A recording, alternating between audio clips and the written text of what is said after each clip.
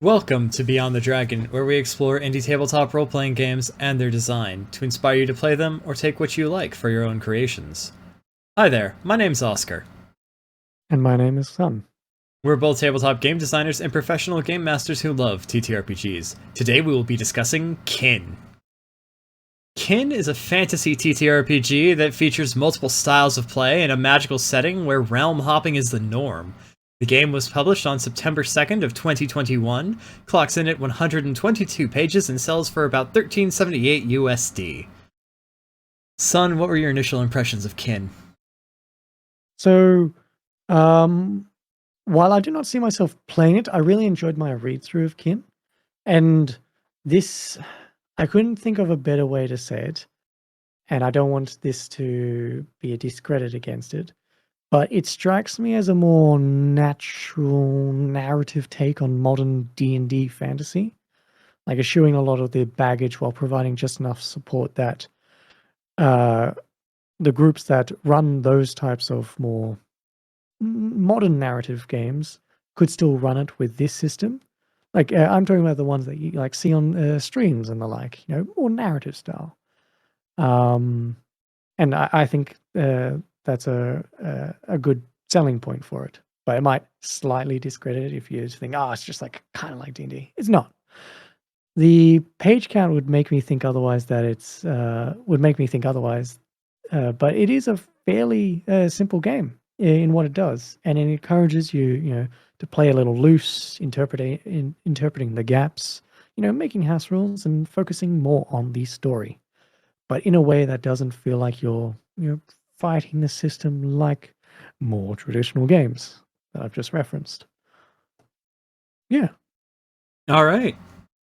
Yeah, I will say about the page count. There are a number of lists and tables that really beef up the page count. It's not that long. I mean, obviously it physically is, but it's not like it's a game where it's 122 pages of rules. It's maybe 40 pages of rules, maybe like 20 or 30 pages of GM stuff, and then like there's just a lot of lists in there. And a lot of examples and tables that eat up page count. Yeah. I really like Kin. I think it winds up somewhere. Sun was saying about narrative RPGs. I would say Kin winds up somewhere in between, in like a sweet spot in between the openness of Quest and the more structured style of D&D, personally, or more common games that you might find. It's not necessarily completely invent the world together. There is, in fact, an entire section on, like, here's the world that you might find. And, it does have powers and the like, but it really does let players build their own character from a mix of mechanics by investing into different skills and stats as time goes on. So it winds up being much more open-ended than, say, a traditional class-based RPG. Mm-hmm. And I like it a lot. I'm a fan. Yeah. Shall we move on to then just like the core thematics and the like? We gotta cover the engine first. Oh, sorry. Yes. Go ahead. So, from a main engine standpoint, Kin is a D20 rollover game where players get bonus dice based on the amount of points they have invested in a skill. There are situations where players may be able to re-roll either skill dice or the D20. One called Favor and the other called Luck. Both are granted by the DM deciding it should apply.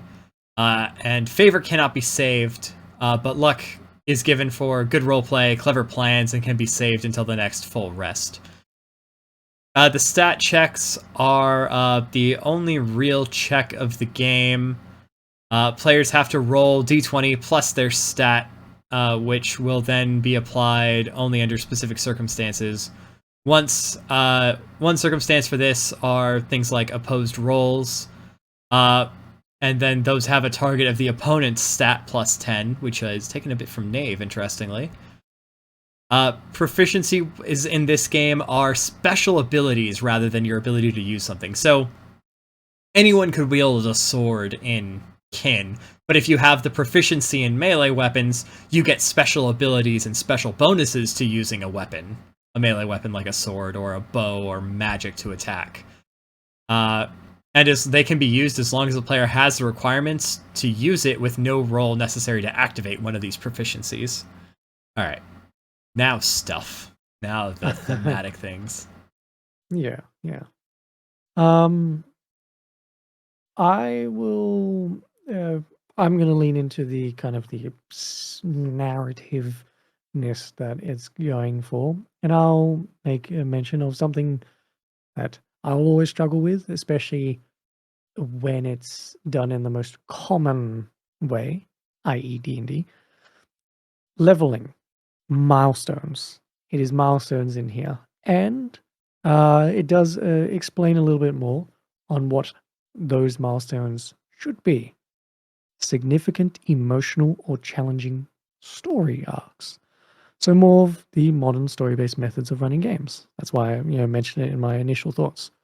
While I don't care too much for very loose milestones, I appreciate that they explained it at least a little bit here, and they explained why combats to be a milestone, it needs to have serious emotional significance to it. And usually that will often mean like it's the finale of that story arc. Then you can might consider it to be, a milestone. I can definitely see calling the group to, write down these milestones ahead of time and then keep an ongoing sheet that the party references for any future milestones you add onto it. That's how I would do it to, make those mean more and like you can actually like aim for them as well. Yeah, and this is actually one of my favorite things is emotionally important arcs are what are relevant. So, if you're going to fight, the guy who killed your family, that's a level up because he's the guy who killed your family. That is an emotionally challenging end to an arc. Which is, but also you could, have a thing where someone fulfills their dream entirely through RP and, no combat ever happened, and that's still a level up. And that is a nice feature. It allows for multiple types of game to be run with the same system. And like, it puts emphasis. It's like, no, it's not just, you finding this thing. It's like, does it have emotional connection to you or, one of your party members? Yeah. So definitely appreciate it laying out the foundation of how to use milestones. What about for you? Right off the bat, the fact that Kin offers some very interesting flavors for your character creation. Everyone is automatically touched by the magic of another realm leaking into the world that the game by default takes place in. You also get to pick some very cool traits to do things with. It reminds me a bit about how Quest lets you choose your origin, but again, with more structure. With the three being, I believe, Voidkin, Feykin, and Astralkin. Yep. Yeah. I like you were saying with like the free form of Quest, while this one has more structure. I like how simple it is. Your humans just choose between these three things. And those three are the broad category. It states like you might be Feykin, but some Feykin, well, actually all of them, the effects of the, Fey energy might not be as strong in you. You might just, have green skin. Or you could be a bipedal wolf. But you're all Feykin, and they have these common attributes. Same with Astral and Void. Keeps it nice and simple, but fits it within a rule of 3, which comes up with the stats as well. Yes. Mind, body, soul. Rule of 3. And those attributes are purely like aesthetic attributes because where you come from just tells you about the magic that touched you by default, and then other than that, it is completely and entirely an aesthetic choice. And there is overlap between the three, so a Feykin and a Voidkin could hypothetically have similar presentations of their magic, or of the magic that touched them, despite being touched in by different forces, different realities, which is interesting. I'll just jump off your point with the character creation. Um, I wanted to make mention of the trait points that you start with the character creation. Because Yeah. yeah, you've got, you choose between those three, but the traits that you choose from significantly. This is where you split off and become really weird. You could all be Fakin, but I could be a Fakin that has the flying trait, or you could be a Fakin that can turn into a ghost, and you could be a Fakin that can just be invisible by just standing still and not talking, and you could be a Fakin that actually shapeshifts, and then that form has invisibility. Uh, very broad, very wide selection of traits to choose from the get-go. Yep. But you can never choose these again. These are inherent. You start with things. You get claws. You can get claws and armor to start out with your character, never having to wear armor and with a weapon always in your hands. Hmm. And with how simple the origin is, and then your traits, it definitely it leans into the I want to make this type of character, and then play out their things. Like I want to have this ghost type of voidkin. I think it's the freedom, but the structure is really nice here. Yeah, no, and no class restrictions. There's nothing restricting any choice you make here. You can build a character with physical combat traits and then play a fucking wizard instead. Yes, and it encourages you. Like there isn't any need to min max. Nope, just take what's cool. Hmm. That was also on my list. I'm glad you brought it up. Yeah. Mind if I just mention another one? Oh no, go for it. Stats. The 3 stats: body, mind, soul. It has a little nostalgia for me because when I started making tabletop games years ago, before I even was talking to people, these were my stats. I was always on body, mind, and soul. But what I wanted to focus on was um, when you might have a high body stat. It's up to you what that means, because body encapsulates all of these physical natures of being strong and fast. You're punching, but also you're skilled as a lockpick. It's up to you. Does a high body stat mean you're strong or fast or both? It's up to you. And they make mention of mind as well. Are you thoughtful or are you scholarly? Are you artistic or personable for soul? And that mention helps support the simplification of these stats, and how it groups, the traditional 6 stats down into 3, and works with this looseness of this more narrative game. No, it is very helpful. The stats for me, the main interesting thing is that the more points you take in a stat, the more skills related to that stat you can take points in, and you can take multiple points in a skill that give you better dice. So, and that for me leans into more of the way that the skills work, because the starting skills make you a character with a couple of general abilities and a specialty very easily. And I think it's a really nice system that doesn't detract from or even really come into play for combat at all. And it is a very good skill list. Everyone can do something outside of combat. Several things, in fact. No one here is mitigated to being, oh, you're a combat character versus I'm a face versus I'm, a knowledge character or a utility or something like that. Yeah, definitely. And skills help give more mechanical credence to how you interpreted your stats beforehand. I have a high body, but I'm not strong. I consider myself more fast. It's like, okay, well, If you want, then you might want to, invest more in the nimble and fast skills that you see. Yep. And also the proficiencies that come with that later on. But with skills, I liked that there was a mention of encouraging, you can choose to roll at a lower skill level for one of your skills to help fit your interpretation of your, am I strong or, fast type of thing. For example, with the social instinct, your character may have a knack for sniffing out lies, but otherwise find people baffling. So the fact that in the book it tells you, yeah, if you think it's more like your character, feel free for that skill to roll a little bit lower in this situation. Do you get a bonus or anything? No, but that's what you think it is for in this scene.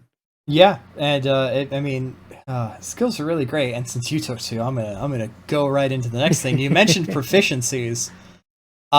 So I really like proficiencies in terms of both roleplay abilities and combat powers. The options are not limited, so a character could grab several from across the various lists available to you. The only ones that don't really factor into combat are the purely social list, but it's also a purely social list. And the physical list and the magic list both have out of combat plenty of options with only like 1 or 2 combat options from each. I think magic has 3 and combat has 2 directly and then a third or fourth one with some optional special abilities. There are some fun choices from the magical proficiency list in terms of combat, because you can have energy blast. I think there's another one that's like energy burst, which is a much stronger energy blast for a higher initial investment. There's a telekinesis option, and I believe a polymorph option for combat options when you invest high into polymorph. But telekinesis, you can just fight with a sword. Yes, I fight with a sword. Yours. And just start beating someone over the head with their own weapon. And slight mention, I like to make sure there is some mechanical support. Like some of those things do stay. It's like you can do this, but it's not enough to be a damaging attack. Yes, there are several things like that. Yeah. Well, I guess since we are no, I'll leave that one for you probably. The creature builder. In there, it brings to light how this is more of a narrative game. Most creatures, as it states, most creatures are intended to only really have 1 wound threshold. Wounds is the damage you deal. If you successfully are able to deal damage, you'll deal a wound. Only the more adventurous and dangerous creatures you would find have 3 to 5 of a wound threshold. And most creatures can be dealt through conversation and trickery. Yes. So, it tells you, it's like, hey, if you're fighting things, you probably will go down in 1 hit, unless it's a significant thing. But also, maybe you don't have to fight. Yeah, and the concept that you can always talk your way out of most fights. Obviously, a rabid animal's not an option, but that's such a good touch. It's so important to be able to have that option. And that's also why I think this, actually we'll get onto it a little bit, but I think this would work more for the streamer games too, because combat is one of those things that is one of the heavy baggage things that those more entertainment story-based games have to combat with. The combat. Indeed. What about you? I have a couple of quick fire things. The game comes with, like I said, a setting guide packaged in the book describing both the world, its connected planes, and places that players might find themselves. This is always a good thing. It means you aren't just handed an RPG and then are like, figure out the rest yourself. It's willing to give you at least a starting place. And a rest conversion chart for how much you have an action point system and I believe energy point system for magic and combat, which is very nice. It tells you how much you regain for different durations of rest, meaning that as you get higher level and get more stuff, you might need to rest longer to recharge more. Or you can take more frequent short rests without it being as big of a deal. It's a very nice touch to see not just like, okay, it's either a 4-hour rest for a short rest and like half of our hit dice back, or we take a full rest and everyone gets all their spells back. It's nope, if we rest for 4 hours, we can probably be good to go, and it includes the option for race against the clock mechanics where what is the minimum we can rest and still keep going. Yes, I love seeing scaling rests in games. I appreciate this that little table. And also it states a rest does not mean sleep. Like sure, you're humans and you need to have a standard sleep like humans, but the rest you do does not need to be a sleep. Yes, that's also nice. Yeah. Little narrative storytelling things in there. It's like, okay, cool. Now we can utilize that concept. Any other quickfire things? I don't necessarily have a quick fire, but I do have one more thing that's kind of worth mentioning. I'll do 2 quickfire things on my end then. Yep. Money. Money's not detailed. It uses a wealth tier system. Yes. For those that are aware, this is akin to Open Legend RPG's wealth score system. You just have a level of money, and that determines whether you can get things at that range or anything below. And if you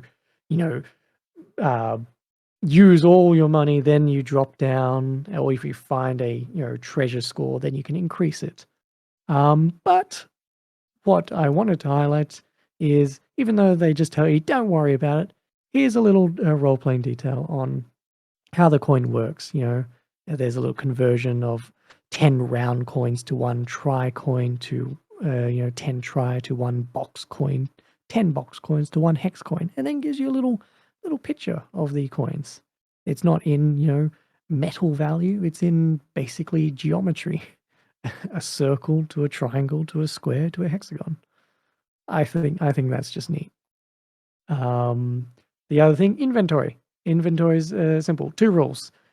Sense and available storage. Does it make sense? Can I reasonably carry it? Maybe consider the body stat if you need to. And if it's like really bad, make a single roll to see if they're good at holding it. And available storage, besides like storing something at home. Do you have the available storage? And this focuses on the group storage, the party storage. What does that look like? Is it a bag of holding-esque type of thing? Is it a horse and cart? Or is it, as I've nicknamed it here, because I don't have the actual name, a flower of swallowing? Just kind of like a bag of holding, but this flower can bite you, and you need and each of those things list out a limitation. The flower swallowing, you need to put it out in the sunlight, just so it doesn't die. And if it dies, all your items in there are gone. But like a horse and cart, well, you've got issues with the horse and the cart. It's big and all that stuff. But I appreciate them mentioning that stuff and putting more emphasis on how would you have a party storage? They're my 2 quick fire rounds. So my last real thing would have to be the action point system. It lets players split up certain actions as they go throughout their turn. I believe you gain more action points as you level up. Yep. It scales 1-to-1 with movement bands as well, so moving in like just a couple steps doesn't take an action point. Moving 1 band costs 2, or costs 1, 2 bands costs 2, 3 costs 3, and so on and so forth. So it works very well for theater of the mind combat and actions as well, because you can just say, oh, I want to get into this distance, it'll cost me this many action points, and then I have this many action points remaining to do this. And, you're good. You don't need a tactical map for that. And it specifically states this is not a this is all a theater of the mind game in combat. Speaking of combat, narrative and action mode. Kin is divided into 2 types of mode. Narrative mode, where you'll almost commonly know it's just to be you talking through a situation, and just rolling when you need to. But when things need to be more structured, like a combat per se, or more of a tense situation like a chase or something, you can move into action mode. And there are two types of action modes: strategic and smooth. Smooth action mode, I like to compare it to a single round skill challenge. For those that think of D&D, it's just a single round to help resolve all the action for a scenario, like a chase, a ball sing, or like a very uh, small scale combat that you don't want to really focus on too much or get over quickly. You're not really focusing on specifics here. It's meant to be the in between of the narrative and the strategic mode.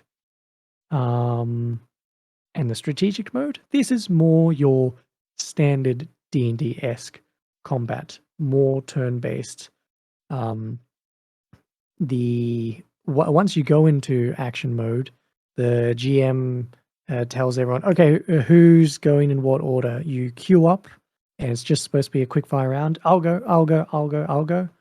And based on how quickly the players decide and the scenario, the GM will slot in NPCs in that queue for strategic action mode. And then you go at it with your action points and energy points. Yes. So having these modes specifically called out aid in the clarity of, are we just going to be more freeform? Are we going to have like a slightly structured freeform thing? Or do we want to focus on this encounter?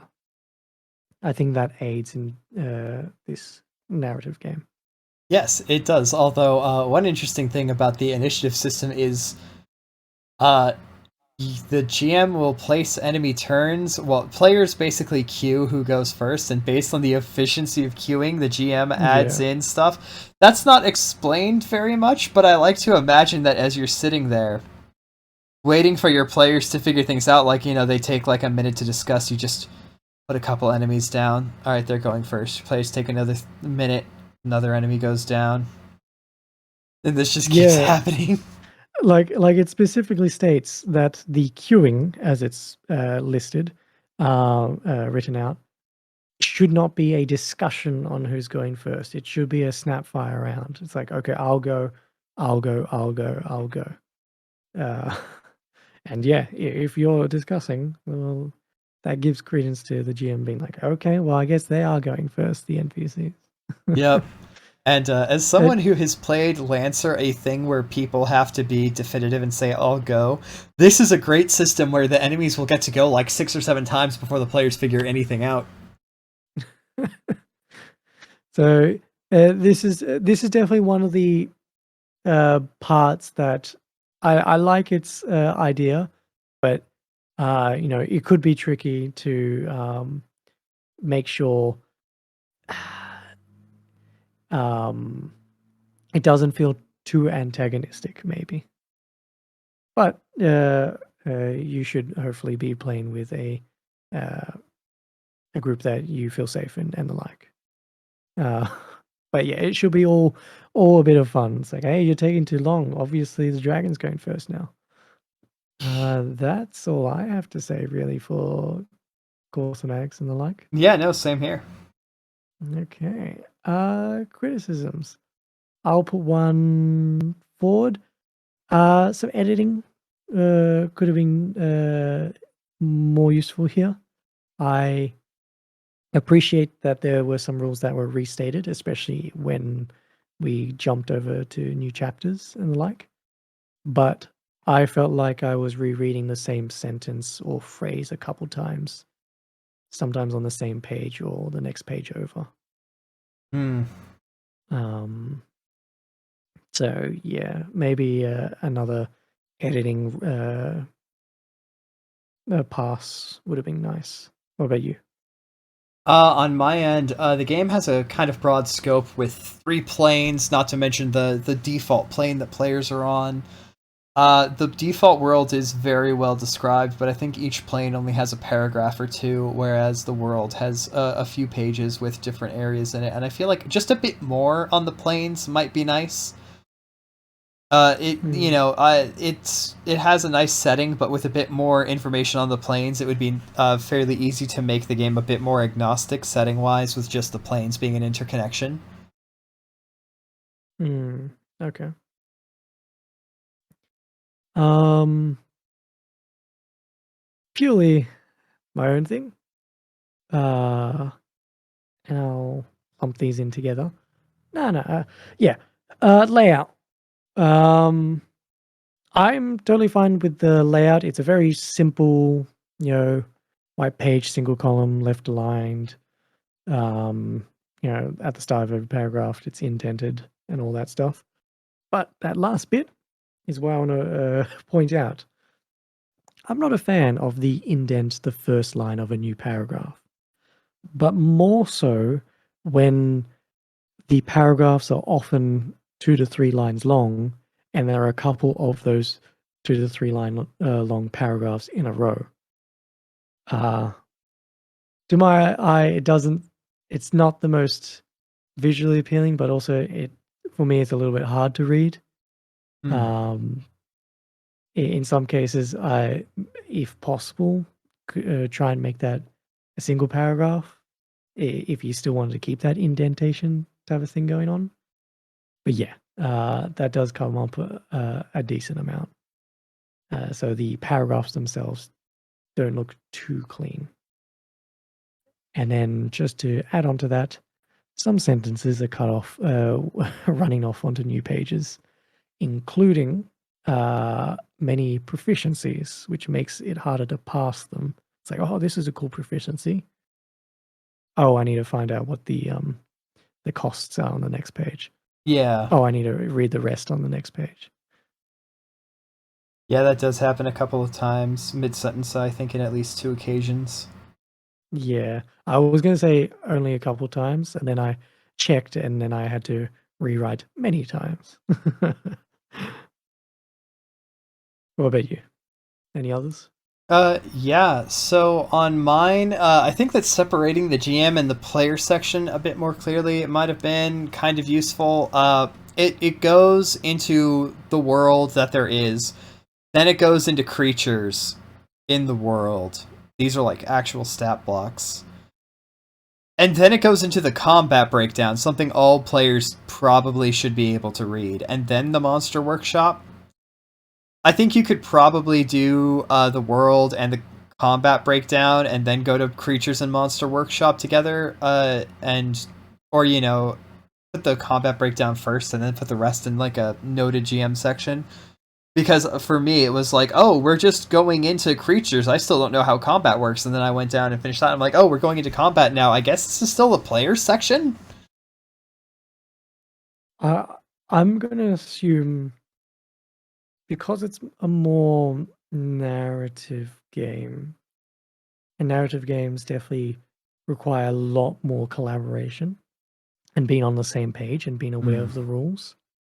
I think potentially the intent was if everyone understands the book, then everyone can build upon each other and not like step on each other's toes and like not work with the system, even though the system's easy to work with potentially.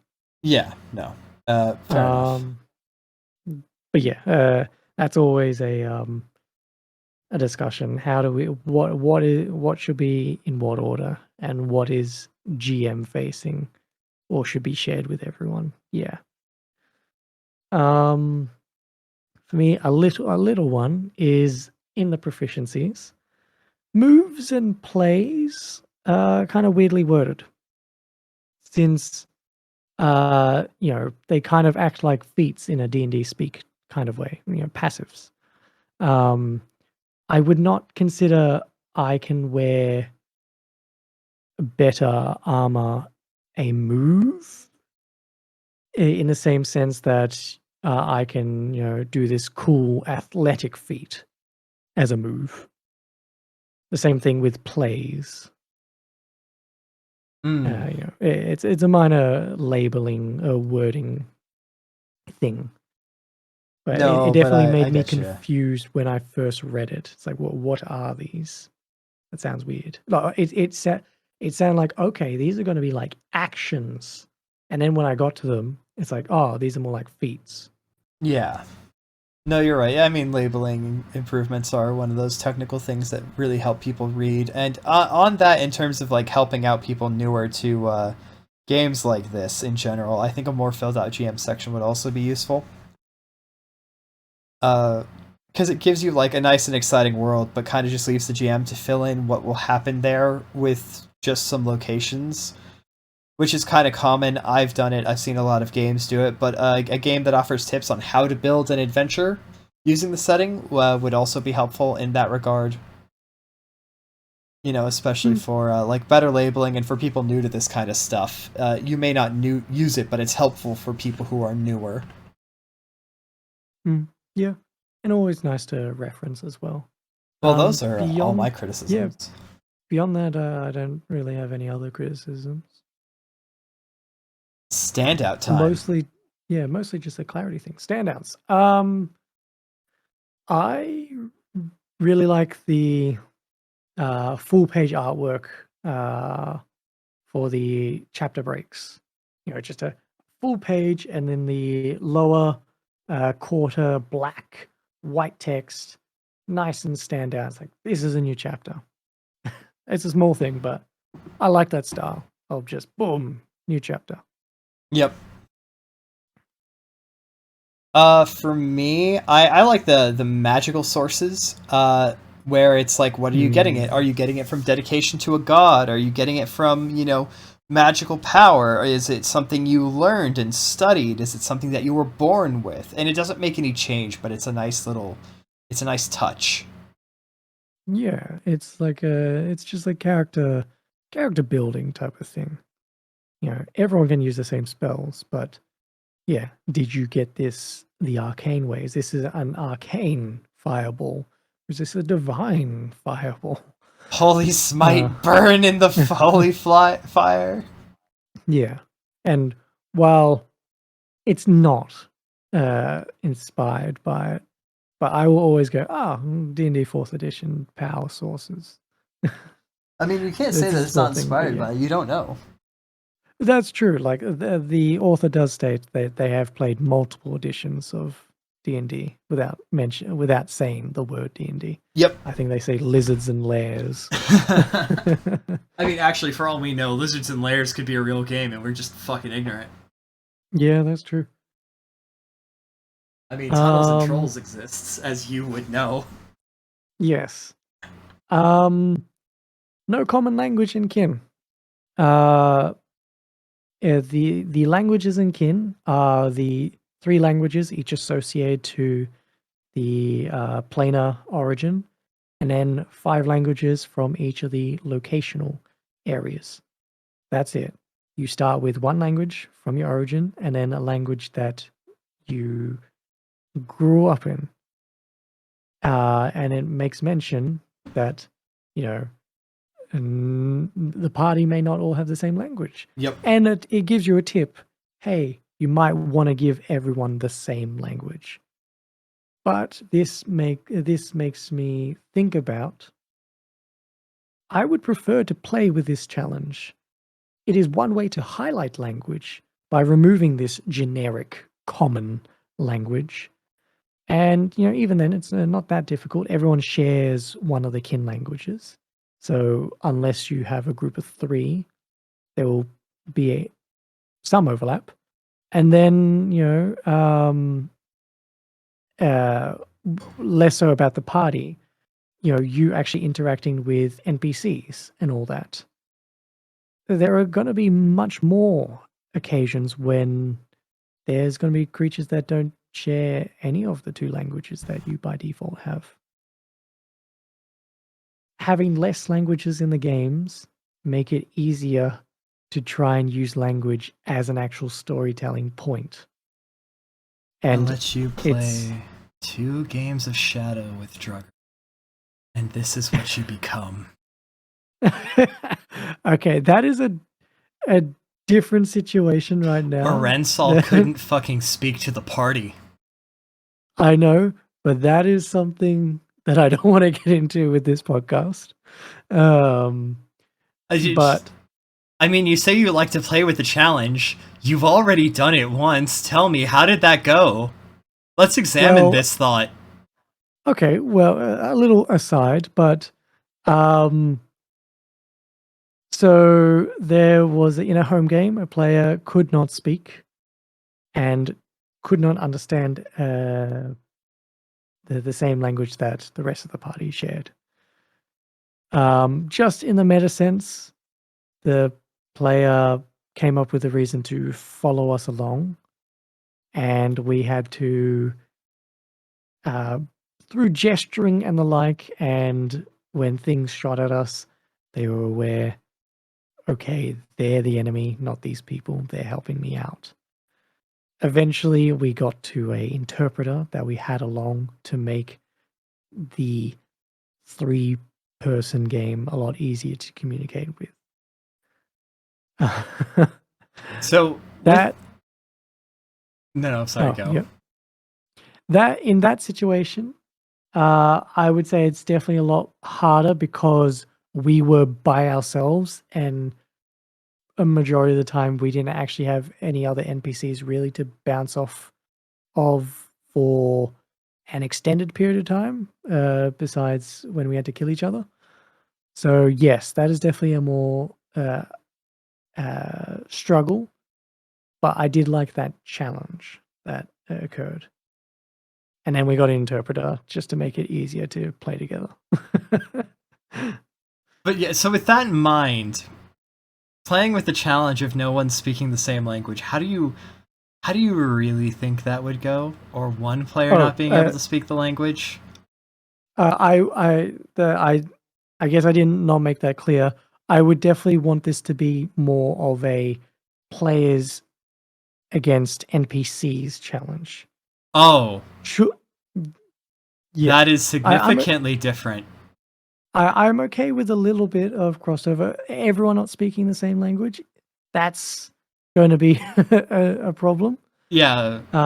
Having a player or two who needs to translate to one of the other players. But yeah, having a player or two that can translate within the party without needing an NPC, I'm okay with that. And you would, at a play level, just understand that people that when you're communicating, the translator is auto-translating. So you don't have to spend a minute or two for that player then to translate to that player. Unless it's important in the story, which makes sense in this game, where they might want to translate things slightly differently. But beyond that, how I would run those games, once you get a translator, it's just auto-translation. Yeah. But yeah, definitely more of an NPC challenge that I would want to see with this. This makes so much more sense. I did not think that was going to be more of an extended point, but I'm glad we explained that. And for people that are listening, we recorded the re-release of Mausritter today, and that is another game that made me think of languages and wanting to focus on languages a lot more, and was a different way of trying to bring languages to the forefront. I think this is a more traditional way of doing it, but because of its focused amount of languages, can allow for that to come up more often and be played with more. No, you're right. That is a fun mechanic. When it comes up strictly for NPCs, I really thought you were like, yeah, just have a player who can't communicate with the rest of the party. And I was like, you've seen what this is like twice. No. If no one is able to speak and you don't want to do auto translate, then go with the tip in the book, which is give everyone the shared language as an additional thing. Yes. Yeah. Very true. And much different. For me, I have for my standouts, I have 4 really quick ones. Okay. So the fact that there are so there is a god in the game called Loshora, the Cruel Wind, who is the evil god of flagellants. I really like the idea that people who are, injuring themselves and beating themselves in penance are enacting an evil act. Be kind to yourselves. You know. Okay, yeah. I Uh, like that. so I said 2 different magic attack proficiencies, but there's actually like 3.5 because polymorph does I think you have to invest heavily in it to attack. But telekinesis and then the 2 different magical blast attacks with whatever style of magic you want, damage wise, is very fun. It makes Hmm. magic and martial fairly even, because the dice on magic don't get very different than the dice on martial. Claws and armor starting character traits. This means that I can, in fact, play the best vampire clan in Kin, Gangrel Best Clan. And Gangrel survives the transition to Requiem, so suck it, Brujah players. And lastly, the proficiency weapon bounce. I will throw my weapon at you for fun and profit, as it will hit you, hit another person if I invest into the second rank, and then bounce back to me. And this is a spending the energy points for. This is Yes. an automatic hit, but there is a chance on a critical failure or one that the weapon doesn't return. That's what backups are for. Yes, that is true. What's better than one And boomerang? 2 boomerangs. but that's the thing. I immediately thought, no boomerangs or Captain America shield. No, just Warhammer. I'm just chucking bouncy Warhammers around the place. My thought was actually hand axes, something that is designed to stick in someone. And with the blunt end, it doesn't come back. I gotta go get my axe. But yeah, no, those are my quickfire ones, and then I have one more big one if you have another. Yeah, I've got some quickfire.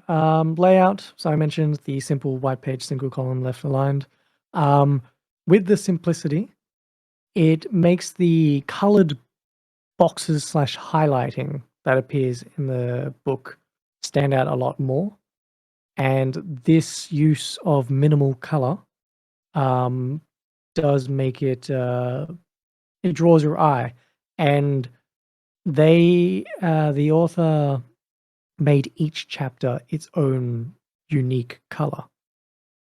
And I thought that could be a very understated way of being able to flip through the book quickly and recognize what chapter you're on. I've seen books that do this. It works very well. Within like 2 or So 3 pages. yeah, so I think that's very neat. It's never mentioned, but I think it's a neat, secret design decision there. Proficiencies or feats in D&D speak divide into 3 categories. Spells, physical prowess, non-magical and physical prowess, and this is the same rule of 3 thing, mirroring body, mind, and soul. I just like that the rule of 3 is used again. I like the D20 plus Skyrim-esque skill levels type of thing that's going on here. And for those that have played D&D and have looked in the Dungeon Master's Guide, there is a variant rule. Dice proficiency, I think. That's what it's called. Instead of using a flat modifier for your proficiency, you roll a die. Ah, yes. And it's almost a 1-for-1 for here. So if you like that variant rule, you'll like the core mechanic here. Yes. And I like how with this they have built in 2 types of advantage. Standard advantage favor for your D20 roll, your fate die, and luck, which is banked advantage, or more akin to actually inspiration that you use on your, Skyrim dice. So I think that's neat. And a little quick thing. My favorite spells were kind of just the mundane and utility ones. Animate Rope, Arcane Pack Beast, Oh, because it's directly an inspiration of Tensor's Floating Disc, a classic old D&D spell. But it's in the shape of a pill, like a pill-shaped object, and it can be invisible or slightly opaque. I just like the idea of a large pill thing just following me around. It states if you fly, it will follow you as well. Seal, just a classic unlock lock spell, and Whisper Wind. You speak into some kind of cup or shell, and the winds take that message over to someone on the same plane as you, and they can speak back into the wind. I like that. Those are some fun spells, you're right. Mm. So my last honest big one standout would be I know that the layout isn't really a style that either you or I go for. I tend to be plain text, and I know that you don't like some of the text splitting between pages here. But I really like the choice of font, and I really like the physical presentation of the book overall. It was very easy to read. It's a good thing. Yeah. Kept it simple. Still readable. But yeah, no, that's all I have for standouts. So what have you got left? The last thing I have is action points. I like the concept of them, and I like seeing more games utilize them and see how they use them. Like, I like how it's done in Pathfinder 2nd Edition, and I want to see more interpretations of it. And here it's done in a way to limit and scale with the player's power as they level up. Being able to do more in a single turn as they get eventually to 5 action points at level 20. So, yeah, that was the last thing. Yeah. Oh, yeah. But yeah, no, I like the action point system. I like how it goes up too. I think that's honestly something Pathfinder should have is more action points as you level up. Don't want to get too much into it, but I think it would, with how it's designed there, it's designed specifically around you utilizing your 3 each turn. While here, this is more narrative and True. goes more in the line of like you're using it for single movement range and the like. Counterpoint, you can't know if you don't try. No, that's fair. And that's why way back when I specifically was designing an action point game, I was inspired by the playtest release of Pathfinder and was like, ooh, I like that, but I'm going to make action points scale up. And I had specifically had action points that were called reaction points as well. Fun. But that's an aside.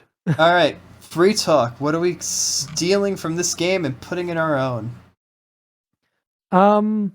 So yeah, I mentioned it before, but Kin reminded me that I really want to focus on language in my games more, where it makes sense. In some instances, I want communication. I don't want communication to just automatically work. So in games where it makes sense, yeah, no, I'd like a more smaller focus on languages and be more varied between the party. There's no common. Sure, maybe you all started in the same continent, so you know that language, but this is a continent-spanning game. What about you? On my end, I mean, I like the whole design of the game. I feel like it's a nice sweet spot in between Quest and D&D type games. With a lot of customization and structure and mechanical advantages to certain investments while not limiting players with something like a class.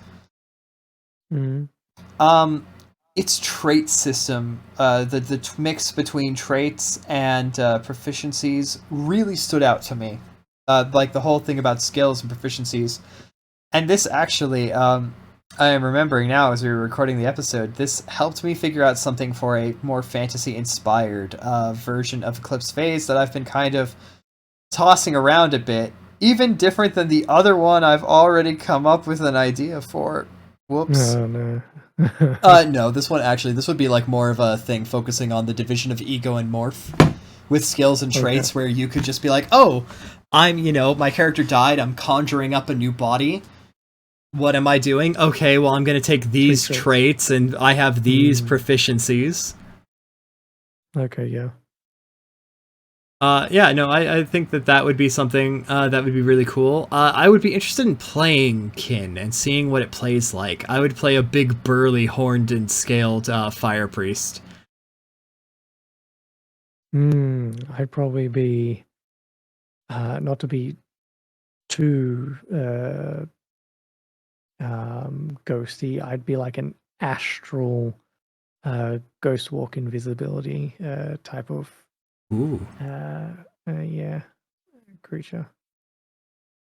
No, I can't shapeshift. That takes up too many points. Oh, well, no, yeah, I would get the shapeshift feature that allows me to ghost walk.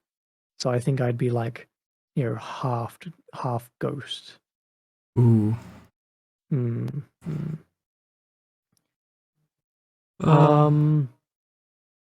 One thing that's more just about the game in general.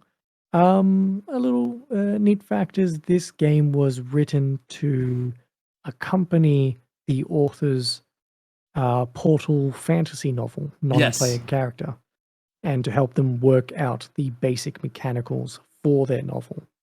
And then it spiraled into a full TTRPG. Yeah, so book And first, TTRPG yeah, second. and that sticks with me because I am currently in the process of preparing my own web novel. So, not just a book, but a web novel, but in the line of like Portal fantasy, isekai, leveling up type of novels, lit RPG. And that's probably the same situation that's going to happen with me, where I need a basic structure on how the rules work of the game or the game world, and then it'll just turn into its own RPG. So I do like that little neat fact. That is a fun fact. Go get the author's book as well. You know what? If you're listening to this. Yes, yes. It is at the back of the book too. So once you've finished reading Kin, it just reminds you, hey, you want to get the book? You can do so. Which will be on their website, and we'll put the link in the description below for that. Indeed, we will. But yeah, I mean, free talk stuff. Honestly, for me, the main thing is I like proficiencies being skills that you can like powers that you can use. I could see taking that and applying that to other things. Dice wise, this game is okay. It's not that I think the dice are not good. It's that the dice do not specifically appeal to me. Something actually, this would have been in my critique. Actually, it wasn't highlighted properly, but when I saw the proficiency dice type of situation, I was like, oh, okay, cool.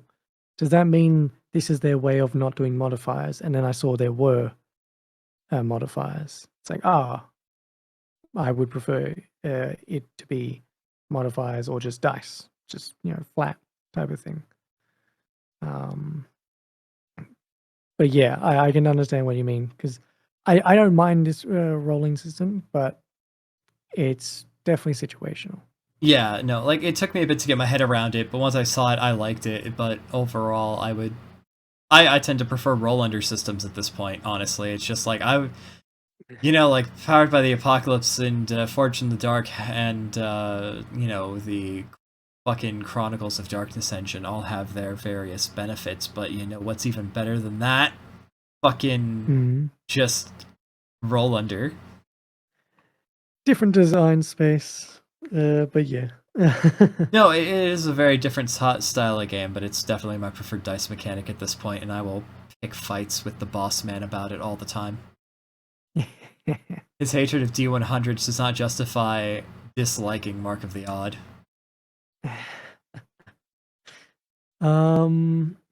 Really, I don't have much. Like, I like the narrative. Where does your magic come from? And it not being like connected to anything, but it can infer how it might look or something.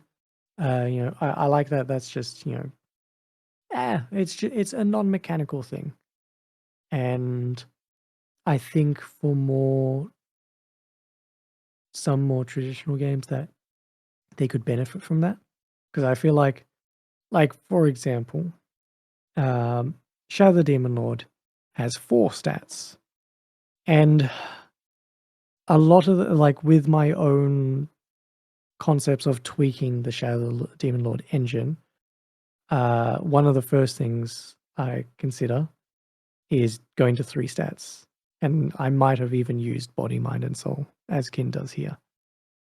And a lot of the time, how I see traditional games is, well, we need to have those 2 stats split so they can be 2 different casting stats.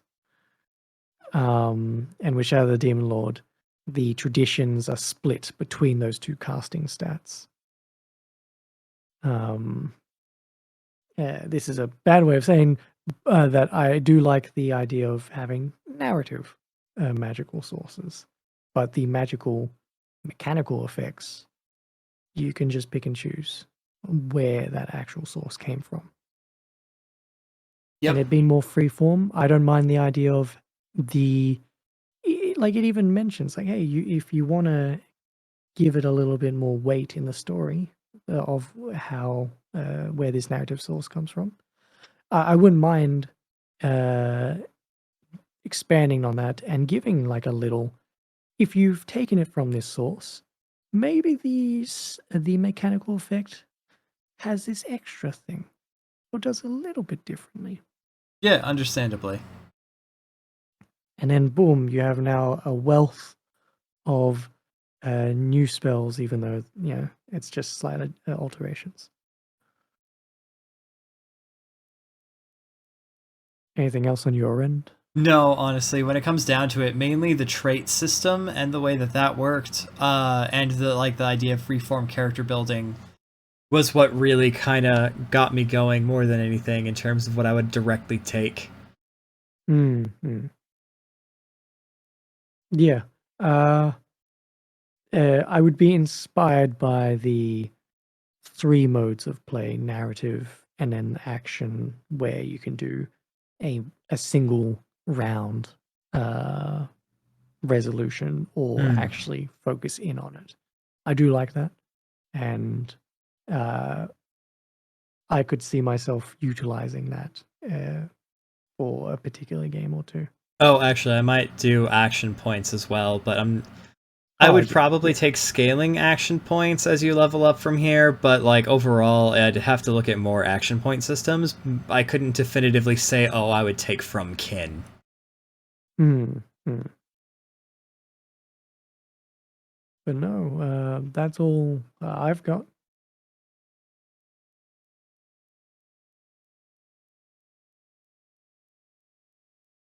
Yeah, no, honestly, same here. I like this game a lot. I'd be interested to play it. In terms of what I would directly lift from it, I don't have a particularly long list. No. I enjoyed as I said at the beginning, I enjoyed my time with Kin. I probably don't see myself playing it. And I don't have much that I would pull from it, but I like what Kin has done. And I think that people that look at streaming D&D games and go, "Oh yeah," and they want to emulate that, I think this is a game that you could consider instead to emulate, that more narrative style of game. Agreed. I don't want to put a knock on it. It's like, oh, this is kind of like a narrative D&D, but that's my bad, very simplification of it. No, it is. I would say it's a more structured quest, personally. Less restrictive, more structured. Yeah, I can agree with that. In fact, actually, if I think about it, I think in Quest, one of the things I said was the playstyle where you don't have limited abilities to class and you can just take from any. The proficiencies kind of does that here. So yeah, maybe join these two ideas together. If you've read D&D and you've read Quest, but you want something in the middle, as you said, Oscar, maybe Kin will work for you. Yeah. No, and it's a fantastic game. Hmm. But Beyond that, yeah, with all said and done, thank you for joining us today as we looked at Kin. Join us next time for more indie tabletop discussion and design. I've been Oscar C. Tango, and joining me has been Sun Gone. you can find me at sungone _ on Twitter, but also at sungone at many other social places like Hive, Sun on Start Playing, and Sungone on itch.io. And you can find me at Stranded TTRPG on both Twitter and Hive. You can find me as Oscar C. Tango on startplaying.games and Stranded Publishing on itch.io. You can find all those links in the description. And remember, don't be afraid to adventure beyond the dragon.